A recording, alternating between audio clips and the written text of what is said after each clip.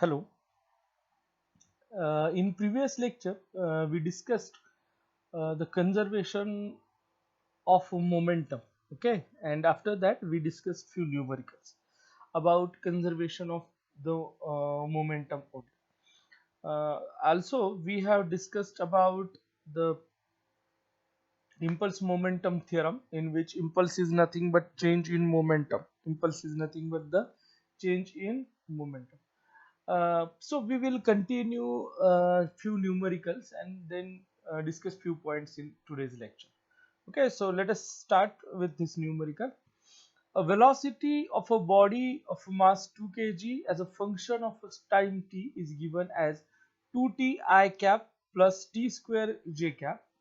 So stop. Find the momentum and the force acting on it at t equals to 2 seconds. In this numerical, no options have mentioned. इथं options mention केलेले नाही आहेत.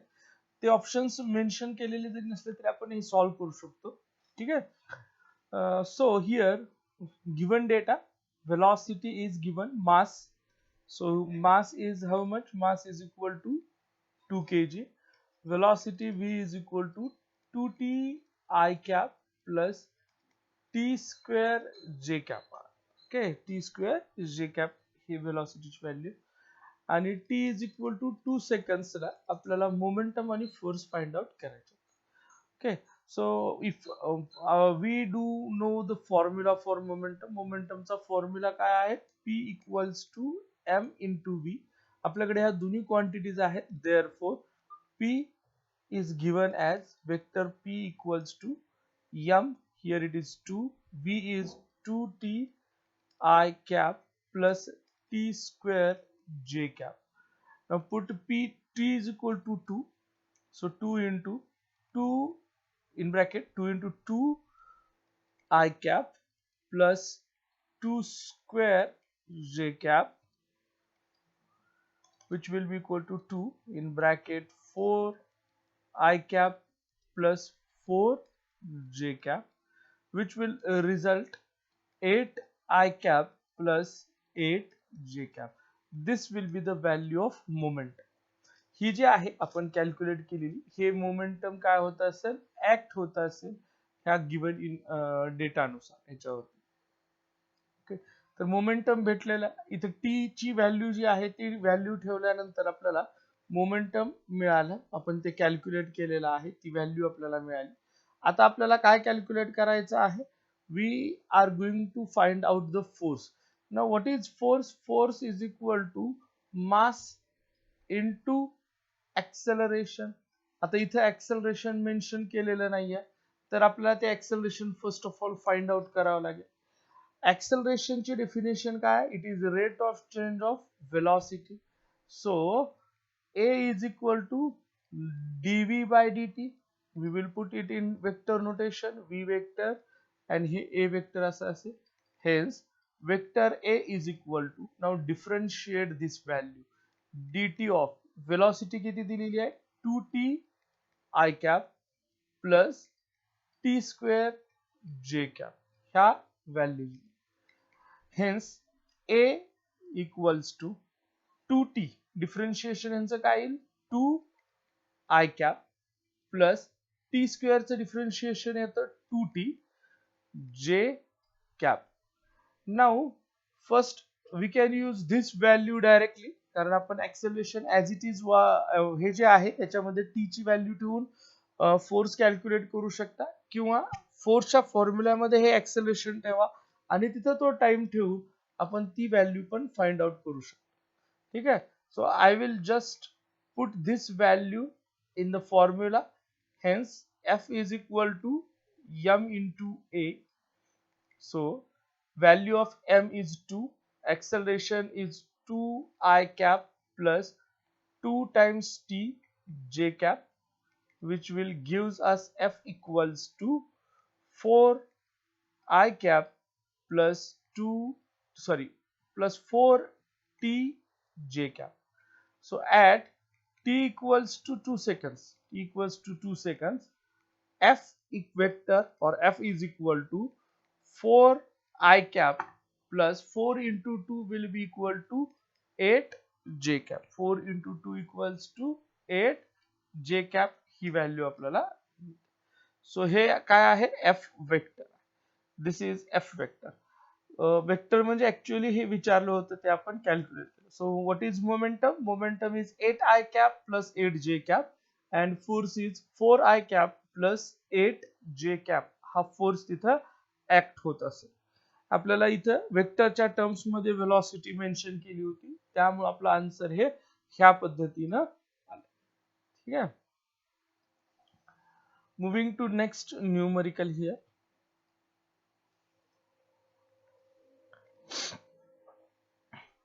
Two billiards balls, each of mass 0.5 kg, moving in opposite directions with a speed of 6 meter per second, collide and rebound with same speed.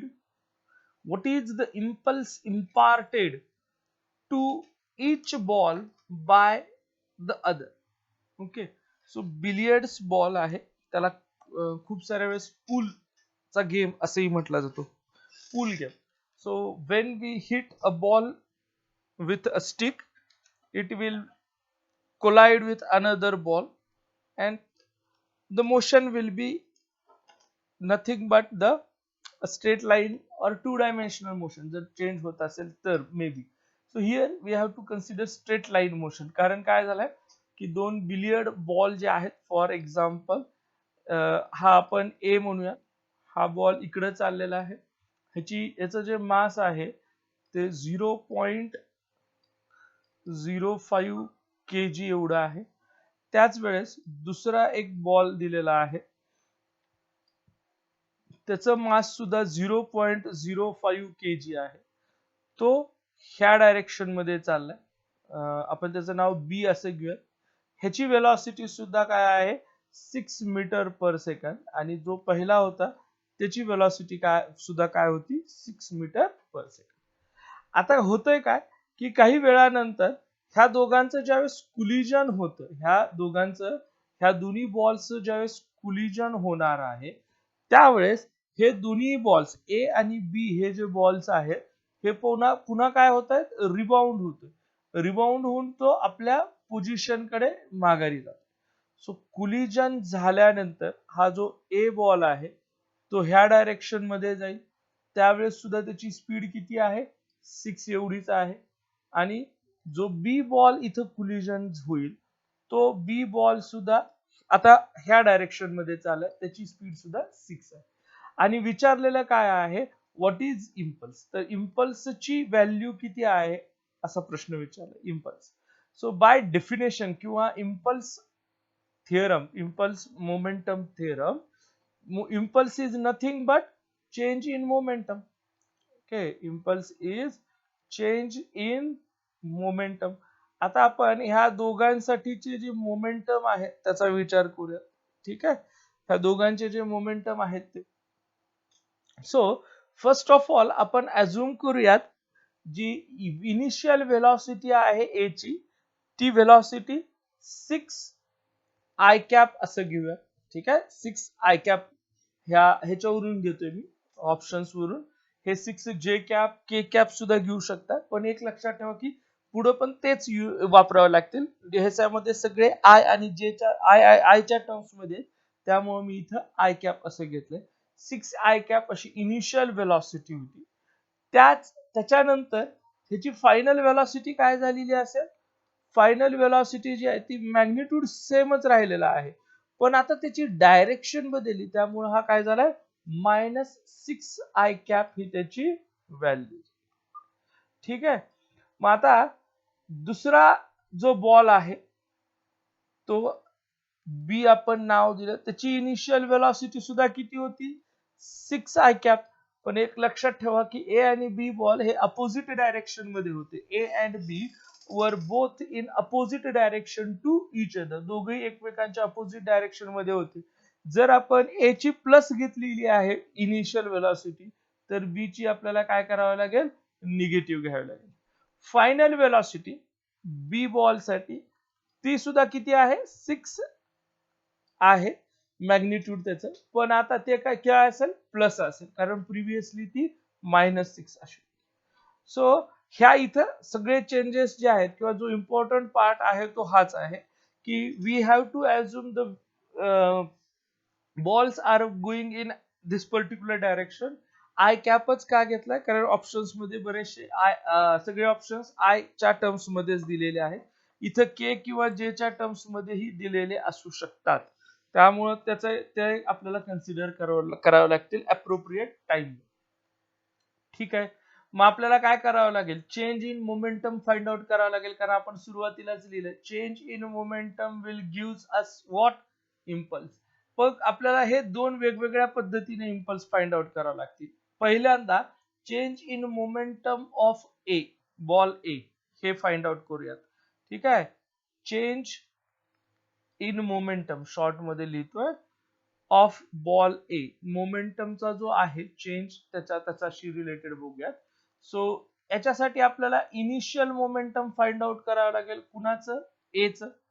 किती असणार आहे ते, M A into U A ही value घ्यावी लागेल, which will be equal to mass किती आहे 0.05 आणि यू ची व्हॅल्यू किती घेतली होती आपण 6i cap. So it becomes 0.3 I cap P vector. Initial value जी आहे ती आपल्याला भेटली. पी मीन्स हे काय आहे त्याचं initial momentum. Similarly final momentum कसं दिलं जाईल ए साठी, तर ते पण सेम आहे, मास 0.05. आता वेलॉसिटी किती झालेली आहे सेकंड सिच्युएशन मध्ये, ती वेलॉसिटी आहे -6i कॅप. मल्टिप्लिकेशन तेवढंच येईल, -0.3 आय कॅप ही त्याची व्हॅल्यू. आणि त्याच्यामुळं ह्याच्यात जो चेंज इन मोमेंटम आहे, change in momentum of A, तो काय असेल, मी आता हा इथं लिहितो, change in momentum of A which is equal to final momentum of A minus initial momentum of A. Final momentum किती आहे -0.3 I cap minus initial momentum काय आहे 0.3 I cap, which will be equal to -0.6 I cap. This is delta P A, म्हणजे हे magnitude आपल्याला इथं मिळेल. So one value is ready with us. आपल्याला एक व्हॅल्यू मिळालेली आहे, हे किती आहे 6 एवढी आहे. इफ यू थिंक, आता आपल्याला एवढाही याच्यावरून आन्सर लिहिता येतं, कारण काय आहे, दुसरा जो बॉल आहे त्याचाही मास सेम आहे आणि त्याचंही व्हॅल्यू म्हणजे कॅल्क्युलेशन करत असताना आपल्याला किंवा डायरेक्ट आपण त्या व्हॅल्यूज ठेवून पण येतं. But still I am solving here. Okay. Initial momentum of B, initial momentum of B is equal to mb into ub, which is equal to 0.05 into minus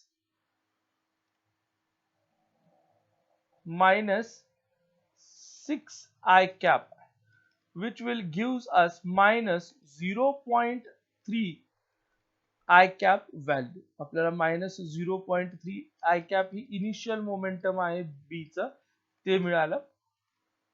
okay. Final momentum काय मिळणार आहे बी चं, it is okay, directly putting mass 0.05. what is velocity, here it will be plus 6 I cap, which will result into 0.3 I cap, and hence change in momentum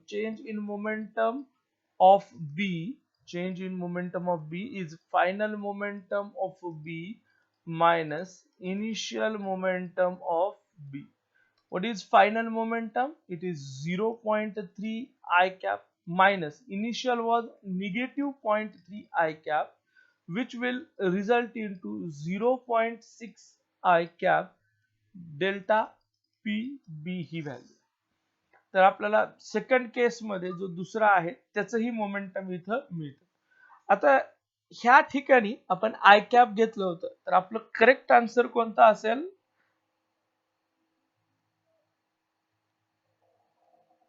okay. So आणखीन एक महत्वाचा point आहे की आपण जर ए ची व्हेलॉसिटी पहिली negative घेतली आणि बी ची पॉझिटिव्ह घेतली तर ह्याच्या अपोजिट येईल. म्हणजे आपले आन्सर्स काय असायला पाहिजे, -0.6 I cap and +0.6 I cap किंवा +0.6 आय कॅप -0.6 आय कॅप हे सुद्धा आहे. तर ह्या ठिकाणी असं ऑप्शन म्हणजे एकाचं मोमेंटम पॉझिटिव्ह आणि दुसऱ्याचं निगेटिव्ह असेल, दोघांचे सेम असणार नाही. फर्स्ट ऑप्शन मध्ये बघा दोघांचे पॉझिटिव्ह आहे. सेकंड ऑप्शन मध्ये एक पॉझिटिव्ह एक निगेटिव्ह आहे, म्हणजे हे आन्सर आपलं करेक्ट आन्सर आहे. थर्ड ऑप्शन मध्ये दोन्हीही निगेटिव्ह निगेटिव्ह दिलेले आहेत, it is also not possible. Fourth option मध्ये एक आय कॅप दिला एक जे कॅप, हे पॉसिबलच नाहीये, कारण मोशन ही जी सांगितलेली आहे बिलियर्ड बॉलची, it is one dimensional motion. ही जी मोशन सांगितलेली आहे ती कशी कोणती आहे, वन डायमेन्शनल मोशन आहे. त्यामुळं इथे जे कॅप हा येणार नाही. आणि दुसरी कंडिशन म्हणजे दोन्ही पण निगेटिव्हच दिलेले आहे. त्यामुळे आपलं ह्या क्वेश्चन साठी option number B is correct. आपल्या ह्याच्यासाठीचा ऑप्शन बी काय असेल, करेक्ट आन्सर. ठीक आहे.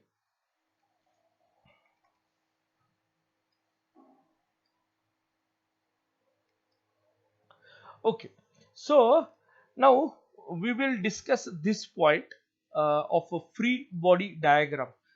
हा जो फ्री बॉडी डायग्राम आहे तो पॉइंट आपण काय करतोय, डिस्कस करतो. फ्री बॉडी डायग्राम म्हणजे काय आहे की आपण एखाद्या ऑब्जेक्टशी रिलेटेड त्याच्यावरती जेवढे काही फोर्सेस ऍक्ट होत आहेत त्या फोर्सेसला रिझॉल्व्ह करून आपण त्यांचे कंपोनंट्स घेण्याचा प्रयत्न करतो, त्या व्हॅल्यूज आपण मिळवण्याचा प्रयत्न करतो. ठीक आहे. Okay. So in this diagram the object of interest म्हणजे हे मासेस आहे. ठीक आहे. From its surrounding and surroundings and interaction between the object and the surroundings are represented in terms of forces. तर ह्या डायग्राम मध्ये आपण काय करतोय, रिप्रेझेंट केलेले आहेत ह्यांचे जे इंटरॅक्शन्स आहेत. So here there is this pulley which is actually balancing these two masses. आता इथं काय सांगितलं की M2 जे आहे त्याचं ऍक्सलरेशन डाऊनवर्ड डायरेक्शन मध्ये आहे, म्हणजे हा ब्लॉक खालच्या डायरेक्शन मध्ये मूव्ह होतोय. M1 हा जो ब्लॉक आहे त्याचं जे ऍक्सलरेशन आहे ते कुठल्या डायरेक्शन मध्ये आहे, अपवर्ड डायरेक्शन मध्ये आहे. So this system here will be moving towards right side. आपल्या राईट साइडच्या आपण जर बघत असाल तर तुमच्या राईट साइडला ही पूर्ण सिस्टीम मूव्ह होत आहे, म्हणजे दोन मासेस मूव्ह होत. सॉरी. नाउ हिअर दीज ही पुली जी आहे आपण फ्रिक्शनलेस, त्याच्यामध्ये काही फ्रिक्शन नाही अशा पद्धतीने कन्सिडर करूयात. आता हे जे मास M1 आहे, ओके, आणि इथे जे स्लोप आहे M1 हा स्लोप किती अँगल वरती आहे, अल्फा एवढ्या आहे. तर M2 जो आहे तो बीटा एवढ्या स्लोप वरती. मग आपण जर ह्याचे कंपोनंट्स काढले, आपल्याला माहिती आहे ह्याचं जे वेट आहे हे वेट कुठल्या डायरेक्शन मध्ये ऍक्ट होतं, एक्झॅक्टली डाऊनवर्ड डायरेक्शन मध्ये वेट ऍक्ट होतं. This is mg, weight is equal to mg. Now हे जे वेट आहे ह्या वेटचे सुद्धा दोन कंपोनंट्स पडतील, किंवा टेन्शनचे आपण दोन कंपोनंट घेणार आहोत. इथे टेन्शनचं पण कंपोनंट घेऊ शकतो आपण. आता वेटचे जे कंपोनंट आहे हा तर एक्झॅक्टली डाऊनवर्ड डायरेक्शन मध्ये आहे. एक कंपोनंट आपण ह्या टीच्या डायरेक्शन मध्ये घेऊ शकतो, एक कंपोनंट ह्या डायरेक्शन मध्ये perpendicular. Before that there will be a normal reaction. आता इथे एक नॉर्मल रिॲक्शन असणार आहे. ही नॉर्मल रिॲक्शन कशी दिली जाते, ही ह्या डायरेक्शन मध्ये. दिस इज नॉर्मल रिॲक्शन. ओके. हा. मग आता वेटचे जे काही कंपोनंट्स आपण इथं काढणार आहोत, वेटचे सपोज दोन कंपोनंट्स आपण काढले तर टेन्शनचे सुद्धा दोन कंपोनंट्स येणारच, जे हे आहेत त्या पद्धतीने. एक कंपोनंट येईल आणि दुसरा कुठला कंपोनंट येणार आहे, हा कंपोनंट. आता हे कंपोनंट सांगण्यासाठी इथले जे कंपोनंट्स आहेत, आता बघा की हा अँगल जर अल्फा असेल तर हा अँगल सुद्धा, हा जो व्हर्टिकल सोबतचा अँगल आहे this also becomes alpha. हा अँगल सुद्धा काय होतो, अल्फा एवढाच येणार आहे.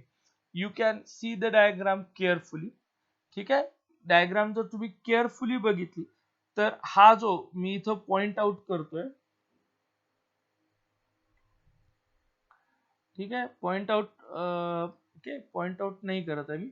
या इथं जो हा एरो आहे हॉरिझॉन्टल, मी जो कर्सर मूव्ह करत आहे इथं, हा कंपोनंट ह्या स्लोप सोबत पॅरलल आहे. ठीक आहे, मग हा जो व्हर्टिकल आहे ह्या व्हर्टिकल सोबतचा ह्याने जो केलेला अँगल असेल, इथला अँगल तर 90 डिग्रीचा आहे. ठीक आहे, हा 90 मायनस अल्फा येतो, मी डॉट दिलाय तिथं, आणि त्यामुळं हा अल्फा एवढा अँगल येतो. You can check this one. Okay, ठीक आहे, वाटलंच तर मी इथं ड्रॉ करून सांगण्याचा प्रयत्न करतो. हा इथं असा एक स्लोप आहे, इथे एक असा स्लोप आहे. ठीक आहे, हा असा ट्रायंगल आपल्यासाठीचा जो आहे तसा काय, हे अशा पद्धतीचा आहे. इथं जो अँगल आहे तो अल्फा असा आहे. आता इथे काय झालेलं आहे की हा जो आहे तो अलॉंग दिस, हा मगाशी मी जो कर्सरने रिप्रेझेंट करत होतो तो आहे, आणि जो दुसरा इथं दाखवलाय तो एक्झॅक्टली असा आहे. ठीक आहे, 90 डिग्री आहे दोघांमध्ये. आणि थोडा चेंज करून दाखवतो, हा जो आहे तो इथं असा. आता इथं झालंय काय की हा अँगल 90चा येतो, तर हा अँगल किती येतो, 90 मायनस अल्फा एवढं येणार आहे. किती येणार आहे, 90 मायनस अल्फा. पण जर तुम्ही व्यवस्थित बघितला तर हा अँगल जो आहे इथला, हा टोटल अँगल इथून एवढा, हा सुद्धा 90 डिग्री आहे. मग हा जर 90 मायनस अल्फा असेल तर हा अँगल किती होतो, आपल्याला माहित आहे ह्या दोघांची बेरीज 90 आहे. ओके, ह्या टोटल 90 आहे, तर हा अँगल काय येणार आहे, अल्फा येणार, जो इथं रिप्रेझेंट केला. दिस is angle alpha.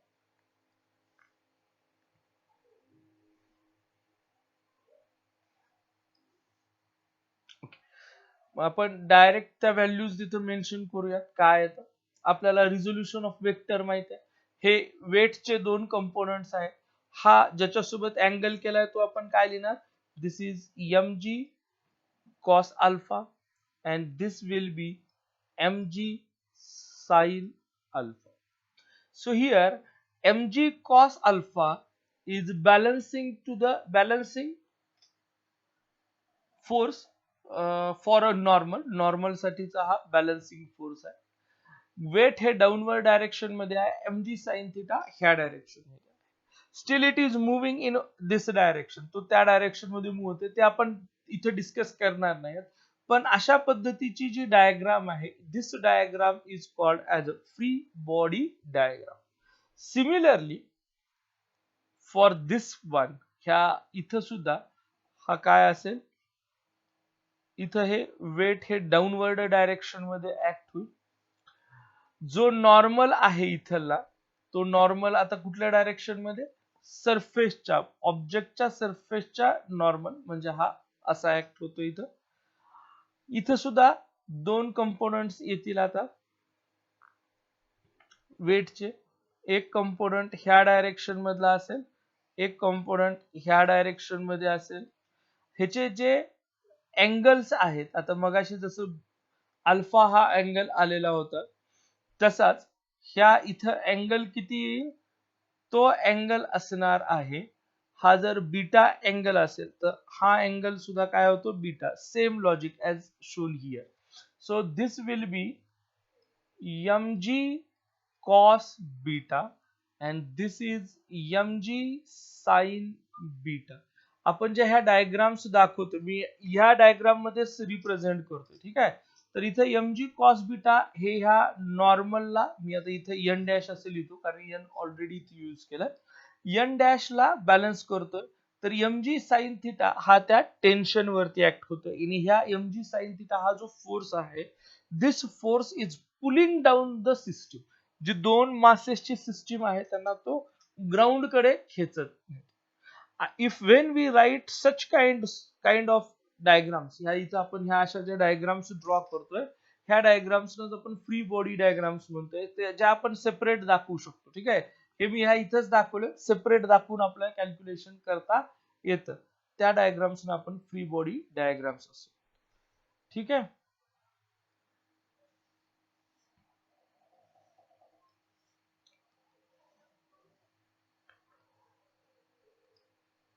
Here I will rough this one. So you can see here, तुम्ही इथं बघू शकता की, एक सेकंद, दिसत नसावं कदाचित.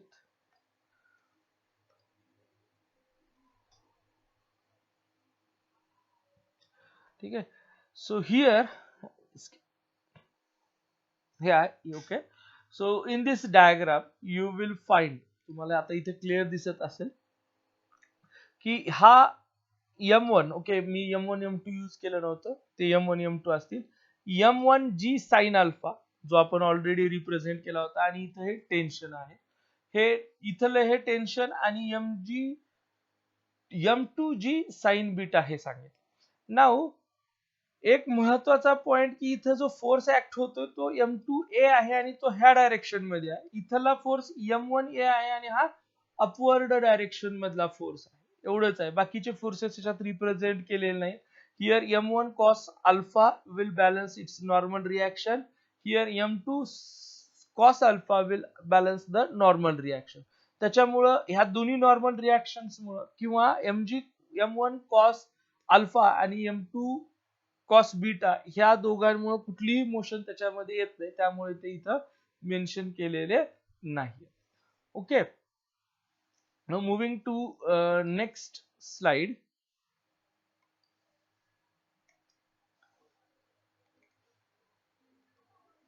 So here assume this is a wall. हे काय आहे, एक वॉल आहे, आणि या वॉलला एक स्फिअर अटॅच केलेला आहे, त्याचं काहीतरी वेट हे असणार आहे, स्फिअर इथं सेंटर आहे. So because of this there is a tension. इथं काय असणार आहे, एक टेन्शन असेल, त्याला आपण टी असं म्हणूया. ठीक आहे. आता हे जे टेन्शन आहे, ह्याचं जे काही वेट असेल, हे इथं मी फ्री बॉडी डायग्राम नुसार सांगत आहे. हे वेट काय करतं, mg हा फोर्स इथं डाऊनवर्ड डायरेक्शन मध्ये ऍक्ट करत आहे. नाउ हियर जो आपला जी नॉर्मल रिॲक्शन आहे, नॉर्मल रिॲक्शन नाही, जे टेन्शन आहे त्याचे आपण दोन कंपोनेंट्स घेऊ शकतो. But for that we must know this angle. आपण हा अँगल थिटा एवढा ऍझ्युम करू. If it is so, then these tensions will be like this one. इथं हे टेन्शन ह्या डायरेक्शन मध्ये एक असेल, आणि दुसरा जो आहे तो अपवर्ड डायरेक्शन मध्ये असेल. इथं लक्षात ठेवा की जर हा अँगल थिटा असेल, तर हा अँगल सुद्धा काय होतो, थिटा एवढा होतो. Okay, if it is so, then this component is t cos theta and this component is t sin theta. मी हे दोन्ही कंपोनेंट साइडला रिप्रेझेंट करत आहे. ओके, हे दोन्ही कंपोनेंट्स, हा एक कंपोनेंट आहे, हा एक कंपोनेंट आहे, आणि ऍक्च्युअली आपलं जे टेन्शन आहे ते टेन्शन ह्या इथं ह्या डायरेक्शन मध्ये ऍक्ट होत. ओके, सो हा अँगल थिटा असल्यामुळं हा काय येतोय, टी कॉस थिटा येतोय, हा काय येतोय, टी साइन थिटा एवढा येत असतो. त्याच्यावरती जे वेट ऍक्ट होत आहे, हे वेट कुठल्या डायरेक्शन मध्ये ऍक्ट होत आहे, डाऊनवर्ड डायरेक्शन मध्ये, आणि ते किती आहे, mg एवढं वेट आहे. नाउ हे जो टी कॉस थिटा आहे त्याला कोण बॅलन्स करत आहे, mg करत आहे. हे टेन्शन तर ऍज इट इज. मग हा टी साइन थिटा जो आहे, this T sine theta, who is balancing this, हा टी साइन थिटा कोण बॅलन्स करत आहे, तर हा बॅलन्स केला चाललेला आहे ह्या वॉलच्या नॉर्मल रिॲक्शन. ह्या इथं वॉलची ही अशी नॉर्मल रिॲक्शन ह्या डायरेक्शन मध्ये असेल. दिस इज नॉर्मल रिॲक्शन, n म्हणा किंवा r म्हणा, normal reaction. So all forces are balanced here. This will be in this direction. Okay, हा ह्या डायरेक्शन मध्ये असेल, आणि हे नॉर्मल रिॲक्शन असेल. this will be the normal. Okay, so we discussed very few points regarding with free body diagram and two numericals as well. Okay, for today we will stop here. You practice these numericals, two previous numericals as well. In next class आपण जो next class घेणार आहोत त्या next class मध्ये आपण लिफ्टशी related points discuss करणार. Okay.